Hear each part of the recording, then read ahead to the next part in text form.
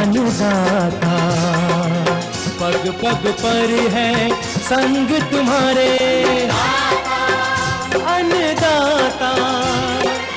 लहू किसानों का बन के पसीना सींचता है धरती का सीना।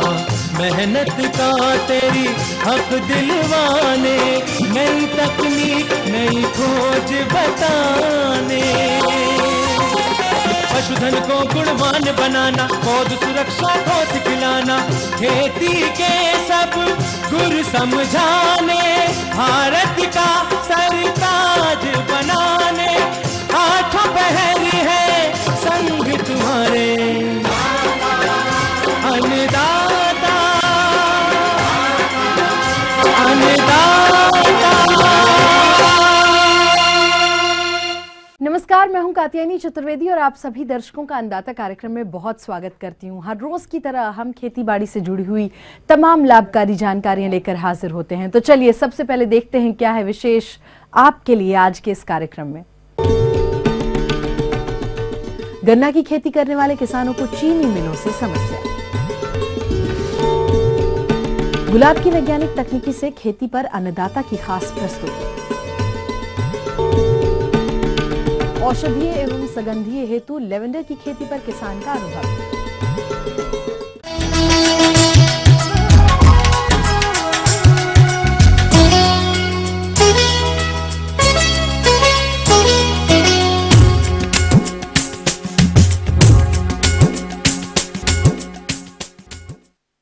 खेती में हमारे किसान भाइयों के सामने अधिकतर कुछ न कुछ समस्याएं आती ही रहती हैं। कभी अधिक वर्षा, कभी सूखा, कभी फसलों में कीट और रोग इत्यादि। लेकिन इस समय हरियाणा के किसानों के सामने जो समस्या आ रही है वो है गन्ने की फसल को खरीदने वाली चीनी मिलों द्वारा समय से भुगतान न करने की। तो क्या सरकार इनकी समस्याओं का समाधान कर पाएगी? जानने के लिए देखते हैं अन्नदाता कार्यक्रम के माध्यम से हमारे संवाददाता नवीन मल्होत्रा की ये रिपोर्ट। सरकार द्वारा हरियाणा में दिए जा रहे गन्ने के भाव को लेकर किसान काफी संतुष्ट है, लेकिन किसानों के गन्ने की फसल को खरीदने वाली सहकारी और प्राइवेट चीनी मिलों द्वारा समय पर भुगतान न करने से किसानों में भारी मायूसी है। किसानों का कहना है कि कैथल जिला के काफी किसान बड़े जोश और उत्साह से गन्ने की खेती करते हैं, क्योंकि सरकार ने गन्ने के भाव काफी अच्छे दिए, जिससे किसानों को गन्ने की खेती करने से काफी लाभ मिलता है। लेकिन किसानों का गन्ना खरीद करने वाली चीनी मिलें पेमेंट के भुगतान में कोई नीति तय नहीं होने के कारण किसानों को काफी दिक्कतों का सामना करना पड़ता है। किसानों ने कहा कि उन्हें गन्ने की खेती करने में बीज, खाद, दवाइयाँ, लेबर पर काफी पैसा खर्च करना पड़ता है और उनके द्वारा गन्ने की फसल चीनी मिल में देने के बाद भी उसकी पेमेंट मिलने का कोई निश्चित समय तय नहीं किया जाता, जिस कारण किसानों को भारी परेशानी हो। की खेती को एक किसान की नकदी फसल कहा जाता है, इसलिए नकदी फसल कहा जाता है भी इस पे किसी भी प्राकृतिक का, बाढ़ का या किसी बीमारी का या सूखे का, इस पे ये सहन कर लेती है, दूसरी फसलें सहन नहीं कर लेती। गन्ना भी गन्ना लोग गन्ने में भी बहुत सा केमिकल यानी दवाइयाँ, रसायन, अपना खाद डालने लग गए। अगर आजकल गन्ने के लिए और किसान भाई जैसे पहले हमारे बुजुर्ग करते थे, अपने खेत में ही, अपने घर में ही, अपने गांव में भी इकट्ठा होकर कुल्लू लगा लिया करते थे, उसमें गुड़ शक्कर जो अपने घर में बनाते थे वो उनका ऑर्गेनिक मैटर था वो।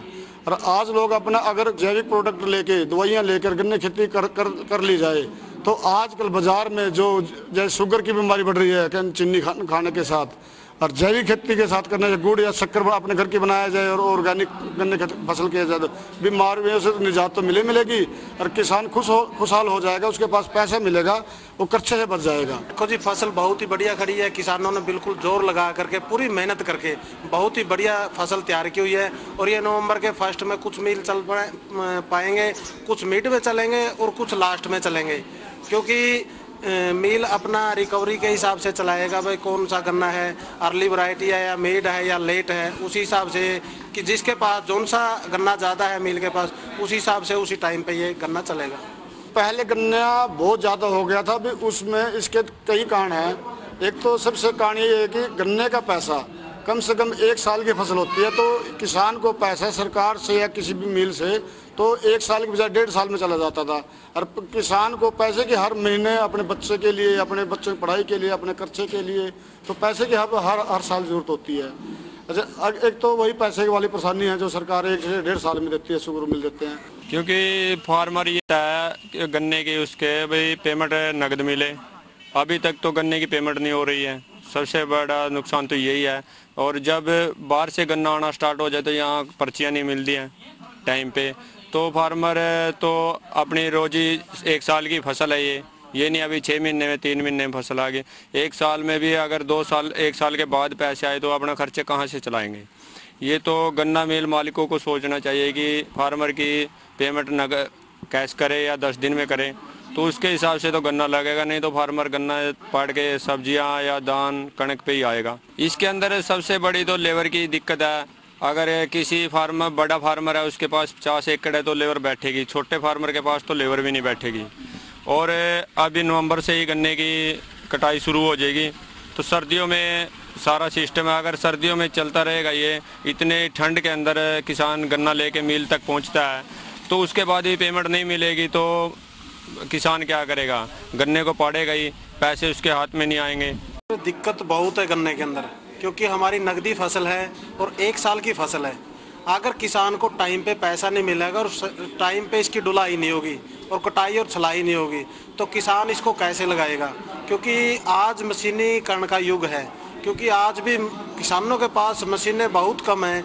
गन्ना कटाई की कोई आज तक हमारे पास मशीन नहीं है किसानों के पास। अगर गन्ना कटाई की छुलाई की अगर हमारे पास कंबाइन हार्वेस्टर आ जाए तो हमारे को गन्ने की लेबर की कोई प्रॉब्लम नहीं आएगी, क्योंकि हमारी लोकल लेबर तो कोई काम नहीं करती गन्ने के लिए, क्यों छोटा मोटा काम कर लेती है लेबर। हमारे को बाहर से लेबर मंगवानी पड़ती है और वो लेबर ही हमारे को कॉस्टली पड़ने लग गई, क्योंकि एक तो हमारे को लेट मिलती है लेबर, दूसरी हमारे को कॉस्टली पड़ती है, दूसरा हमारे को एक प्रॉब्लम और आती है क्योंकि गन्ना जो ढुलाई करते हैं वो मिल भी दूर दूर हैं, मिल की ढुलाई हमारे को मार लेती है।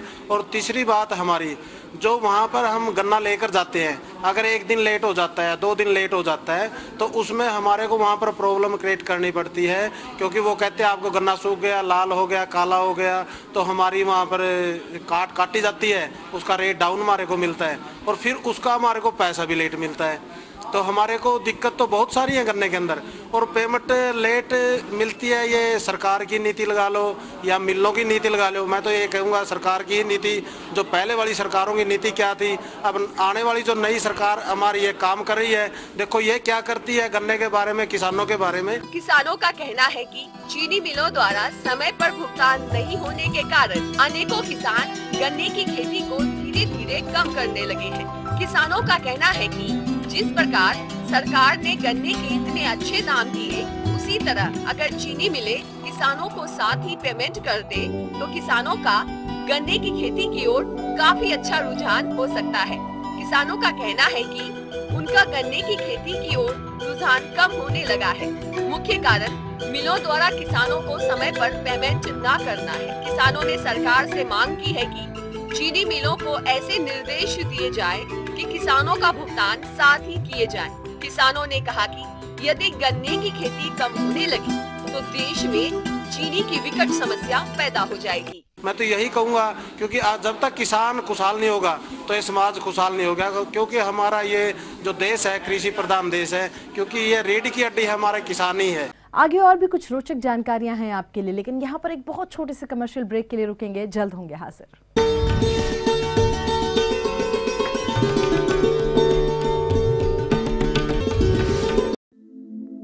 दुनिया के नक्शे पर यह है इंडिया मेरी जान।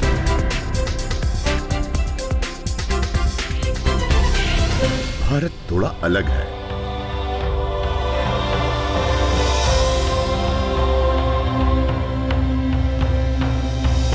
देखा आपने, इतना सा भी छूट जाए तो सच अधूरा रह जाता है। बदलते भारत का पूरा सच। राष्ट्रीय समाचार हर रोज सुबह 8 और दोपहर 2 बजे।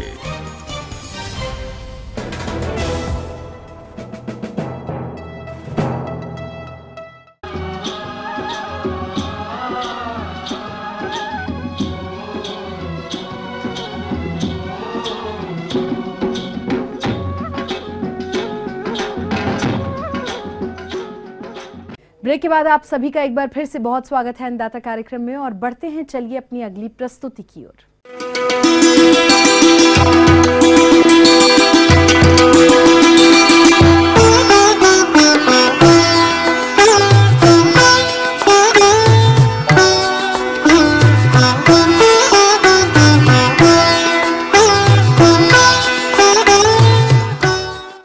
आज के इस बदलते समय में जैसे हर वस्तुओं और पदार्थों का नई तकनीकों से आधुनिकीकरण किया जा रहा है, ठीक उसी प्रकार हमारे किसान भाइयों ने भी परंपरागत खेती को छोड़कर औषधीय एवं सगंधीय पौधों की खेती की तरफ अपना रुझान किया है।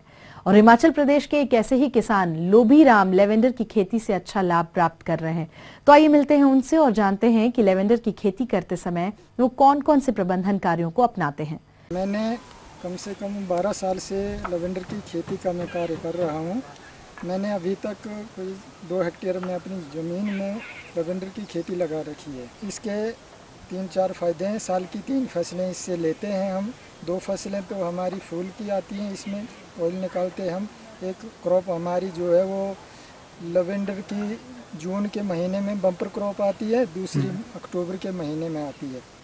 तो तीसरी हमारी फसल जो है वो इसकी कटिंग पौधे से लेते हैं हम, उसकी नर्सरी लगा लेते हैं। तो नर्सरी हम 1 लाख तक लगा लेते हैं, 50,000 तक लगा लेते हैं। नर्सरी से पौधा हमारा आजकल 6 रुपये में बिक जाता है। जो 1 लाख हमने अभी ये लगा रखी है तो ये हमारा 6 लाख का इनकम अभी 4-5 महीने की है। ये हमने अप्रैल तक ये नर्सरी लगा रखी है। किसान भाइयों, इसकी शुरुआत हमने पालमपुर IHBT व कृषि अनुसंधान से हमें ये पौधे मिले और इसकी जानकारी मिली कि ये एक ऐसा पौधा है, ना इसको बंदर खाते हैं, ना भेड़ बकरियां खाती है, ना इसको खाद देना पड़ती है, ना इसको कोई स्प्रे देना पड़ती है। तो इससे अच्छी इनकम भी है। हमारा रुझान जो है इस ओर चल पड़ा। तो हमने जैसे शुरुआत की तो शुरू में ही हमें काफ़ी पैसा आने लगा, नर्सरियाँ बिक गई। इसकी लेवेंडर का तेल हमने निकाला, उसकी डिमांड बढ़ती है हर साल, तो हमारा तेल बिक जाता है। इसके ड्राई फूल भी बिक जाते हैं। चारों तरफ से इसकी इनकम ही इनकम है। किसान भाइयों, अब मैं इसकी स्टार्टिंग बता रहा हूँ कि हम इसकी खेती बाड़ी कैसे करते हैं। पहले तो हम इसकी कलमें लेते हैं, अच्छा उसकी फिर नर्सरियाँ लगाते हैं हम। जैसे इस प्रकार की हमें एक कलमें मिलती हैं, इसकी कटिंग मिलती है, उसकी हम 6 इंच की इतनी जैसी हम कलम तैयार करते हैं। तो इस टाइप में हम कलम तैयार ले लेते हैं और इसको बेबस्टीन में डिप करके फिर हमने जो बेड तैयार किया होता है वो बेड, उसके बेड के ऊपर में हमने पॉलीशीट बिछा रखी होती है। तो उसमें हम 3 इंच के गैप पर ये कलम को डाल देते हैं इस तरह से। ये 3 इंच हम अंदर डाल देते हैं, 3-4 इंच बाहर रख लेते हैं। ये फिर पौधा हमारा 3-4 महीने में तैयार हो जाता है। फिर वो पौधा हम दूसरी जगह जहाँ फिक्स प्लांटेशन हमने करनी है वहाँ पर हम 3 बाई 3 फुट की गैप पर इसको लगा देते हैं।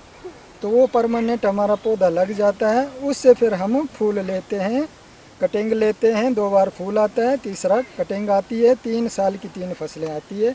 1 बीघा ज़मीन में हम 1 लाख पौधा लगा लेते हैं नर्सरी का।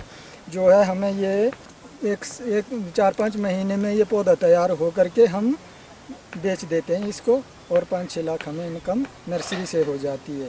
किसान भाइयों, हम जो बेड बनाते हैं वो बेड की चौड़ाई जो है वो 4 फुट की होनी चाहिए, ताकि हम बीच में नालियाँ होनी चाहिए साथ में, जो नाली में बैठ करके हमारा बाजू ऐसे पहुंच जाए दूसरी तरफ से भी, तो हम घास वगैरह इसका निकाल सकते हैं।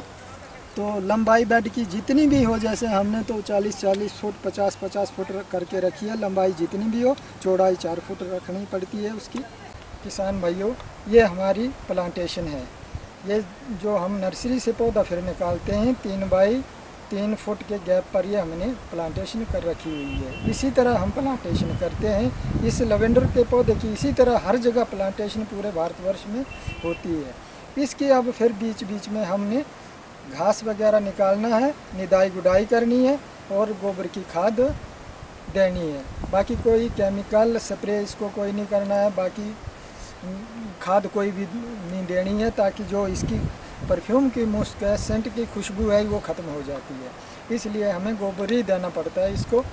किसान भाइयों, फिर रही इसकी मार्केटिंग की बात, तो हम जैसे भी इसका फूल काटते हैं, जून के फर्स्ट वीक में हम इसका सारा लवेंडर के फूल निकाल करके इसका प्रोसेसिंग करते हैं, इसका तेल निकालते हैं और तेल हमारा एक हफ्ते ही में वो बिक जाता है, अच्छे दामों में बिक जाता है। हमने शुरुआत जो थी वो 2200-2300 रुपये में की थी बेचने की शुरू में 2005 से, और आज ये तेल जो है 10-12 हज़ार रुपये पर लीटर बिक जाता है। ये हमारा ज़्यादातर बॉम्बे जाता है, बेंगलुरु जाता है, दिल्ली जाता है, मद्रास जाता है, बड़े बड़े शहरों से डिमांड आती है। तो पिछले साल तो हमने नाइजीरिया में भी भेजा इसका ऑयल, तो काफ़ी हमें अच्छे दाम आ जाते हैं, तो काफ़ी डिमांड है इसकी।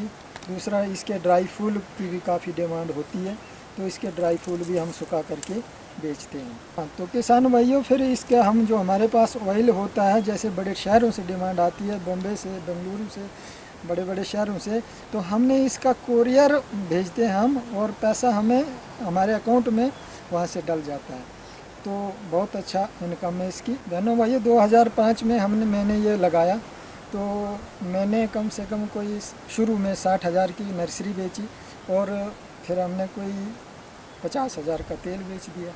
तो उसके बाद हमने हर साल जैसे आता है तो लाखों रुपए कमाए। इस बार भी हमने 8-10 लाख रुपए कमाया। इस साल भी अब जैसे हमारी नर्सरी हमने जो दिखाई वो 6 लाख रुपए की नर्सरी है, 1 लाख पौधा लगा हुआ है और 6 रुपये रेट है, वो 6 लाख रुपये उसका आ जाएगा। तो हमने 2 लाख का भी तेल बेच दिया, तो 8-10 लाख रुपए हमारा जो है साल का आसानी से आ जाता है। भारतवर्ष के किसानों को कहता हूँ कि इस फसल को लगाएं, और इतनी काफ़ी इनकम है कि देश विदेशों में इतनी डिमांड है इसकी कि हमें पूरी नहीं होती है। विदेशों तक तो हमारा ऑयल जाता ही नहीं है, क्योंकि डिमांड ही नहीं पूरी होती है।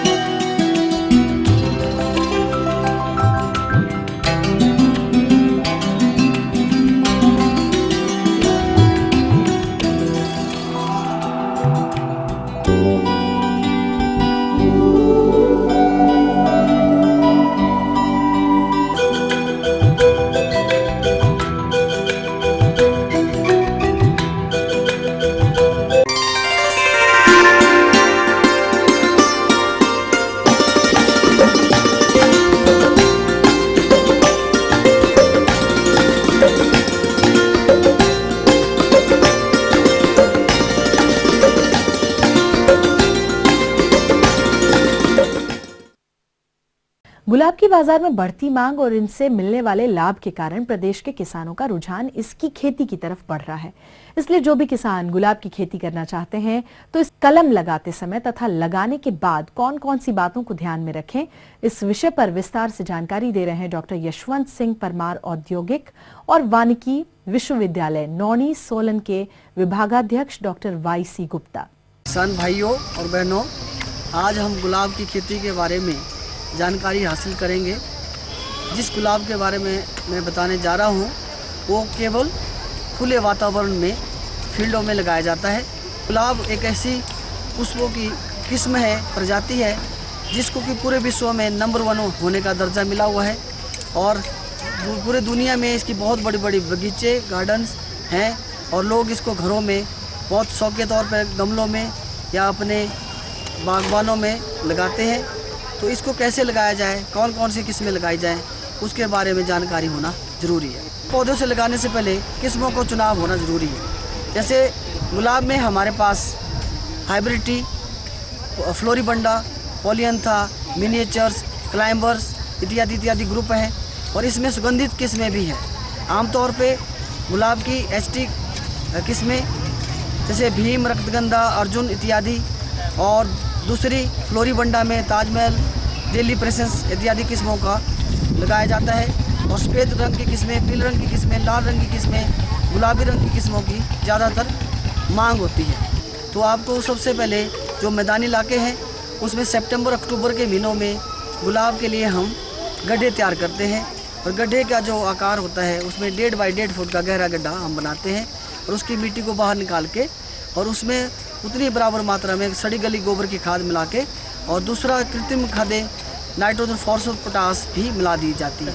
एक गड्ढे में लगभग 20 ग्राम के लगभग ये तीनों खादें मिलाकर हम गड्ढे को भर देते हैं। जब हम गड्ढे तैयार कर देते हैं, इनमें ग्राफ्टेड किए हुए पौधे हम इनमें लगा देते हैं और लगाने के बाद इसमें हम पानी का वो फुहारों द्वारा दिया जाता है और उन पौधों को की देखभाल की जाती है। देखभाल में पौधों को जानवरों से या मानव के प्रकोप से भी बचाना पड़ता है, तो उनको ठीक ढंग से इनका समय समय पर पानी दें।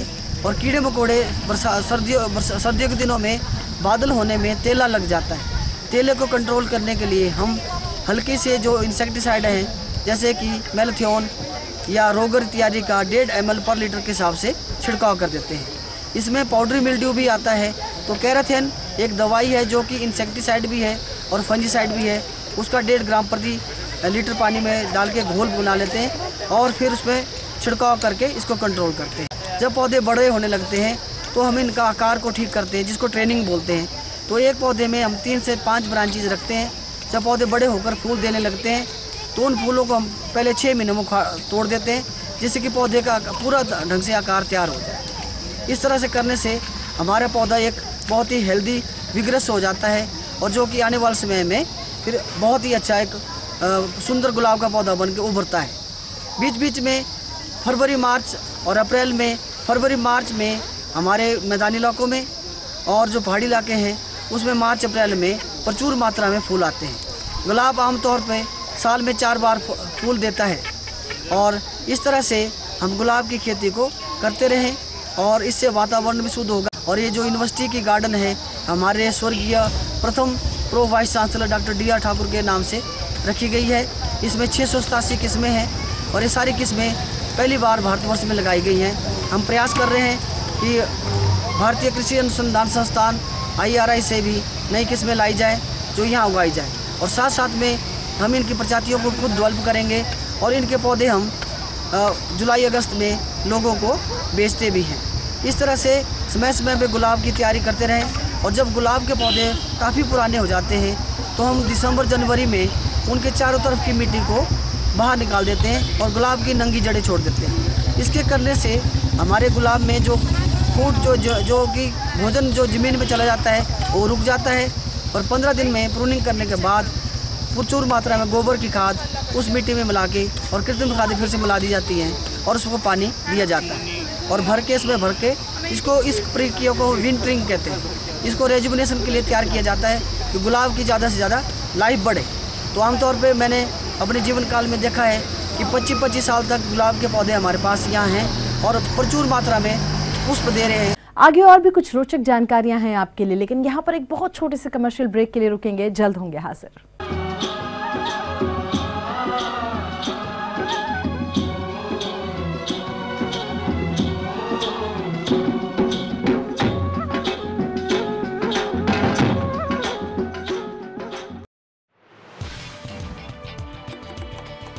कहते हैं दिल का रास्ता पेट से जुड़ा होता है। जब बात हो दिल जीतने की तो लजीज पकवान बड़ा कारगर सिद्ध होता है। घर पे मेहमान आए हों या कोई खास मौका, ऐसे में लाजमी है बात होती है पकवान की, स्वाद की और परोसने की।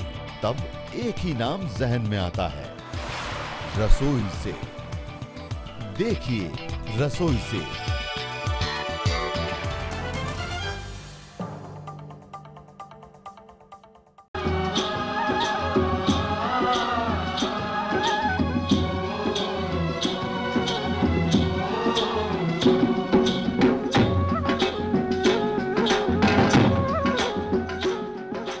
ब्रेक के बाद आप सभी दर्शकों का एक बार फिर से बहुत स्वागत है। हमारी खास पेशकश आप देख रहे हैं और चलिए अब अगली कड़ी की ओर रुख करते हैं। तो अन्नदाता हेल्पलाइन निशुल्क फोन संपर्क सेवा के माध्यम से आपके द्वारा पूछे गए प्रश्नों में से 1 या 2 महत्वपूर्ण प्रश्नों को हम अपने कार्यक्रम में जरूर शामिल करते हैं और इसी के तहत आज का चयनित प्रश्न और उसका जवाब इस प्रकार से है।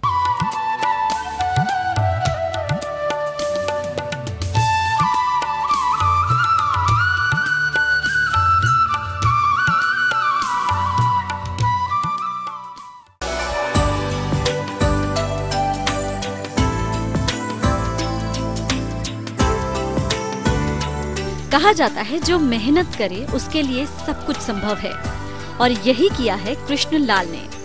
कृष्णलाल रेलवे में काम करते हैं। महज 125 गज के करीब जगह है उनके पास और घर का आंगन है बिल्कुल पक्का, लेकिन शौक है खेती बाड़ी का, और इसी के लिए उन्होंने बाहर कहीं न जाकर अपने ही घर में कुछ अलग करने की सोची। रेलवे वर्कशॉप से घर लौटते ही उनका काम होता है घर में लगे पेड़ पौधों पर एक सरसरी निगाह दौड़ाना। यही वजह है कि जरूरत की हर चीज उनके घर की छत पर आपको मिल जाएगी। है ना दिलचस्प? ये अमरूद, अनार, चीकू और अंगूर के लगाए हैं जी। सब्जियां सभी उगा लेता हूँ मैं सभी लोगों को ये प्रेरणा देना चाहता हूँ कि सभी अपनी छतों पे अगर थोड़ा सब्जी भी उगा लें तो तब भी उनका बहुत अच्छी तरह से अच्छी सब्जी उनको मिल सकती है। ये सच है कि अकेला चना भाड़ नहीं फोड़ सकता, और ये बात कृष्णलाल जी के घर पर भी सही साबित होती है, क्योंकि इनके इस शौक में बराबर की भागीदार हैं उनकी धर्मपत्नी सरोज बाला। पति पत्नी का ये जोड़ा आसपास पड़ोसियों के बीच काफी मशहूर है। आइए सुनते हैं क्या कहती हैं सरोज बाला और उनकी पड़ोसन। नीचे तो कोई जगह नहीं थी, ऊपर वो इन्होंने वो करका कट्ठी सारे परिवार ना रड़का वो लगाई भी, बिना खाद की सब्जी मिलागी, अच्छा फ्रूट मिलागा, अच्छा सब कुछ मिलागा। बढ़िया लगता है जी देखने में, सबको अच्छा लगता है। सब बोलते हैं भाई इतना बढ़िया इन्होंने अपनी छत पे पेड़ पौधे लगा रखे हैं, सबको बढ़िया लगता है।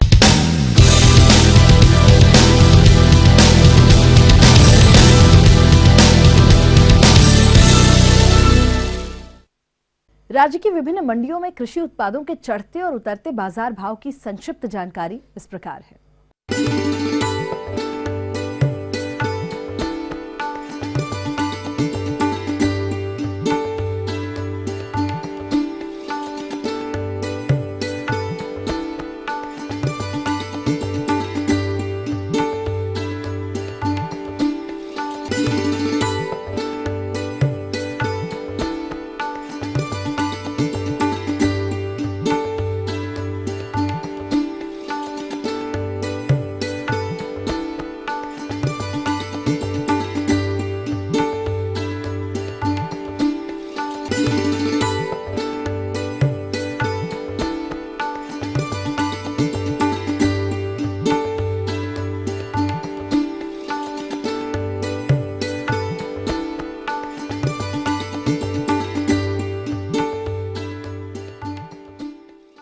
तो चलिए अब देखते हैं कल दिखाए जाने वाले कार्यक्रम की मुख्य झलकियां। अधिक फूल उत्पादन हेतु गेंदा की फसल में प्रबंधन कार्य।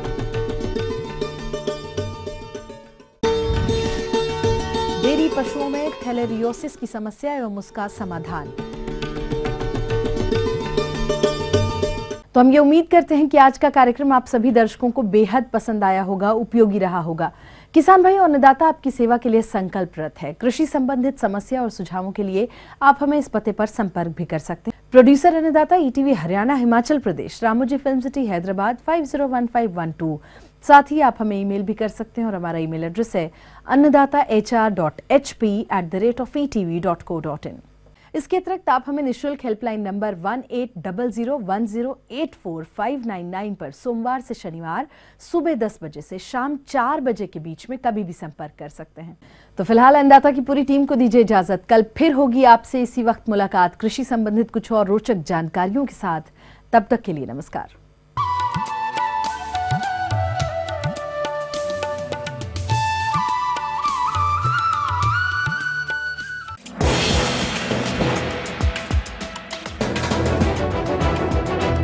आप देख रहे हैं ईटीवी न्यूज़ हरियाणा हिमाचल प्रदेश, खबर ही जीवन है।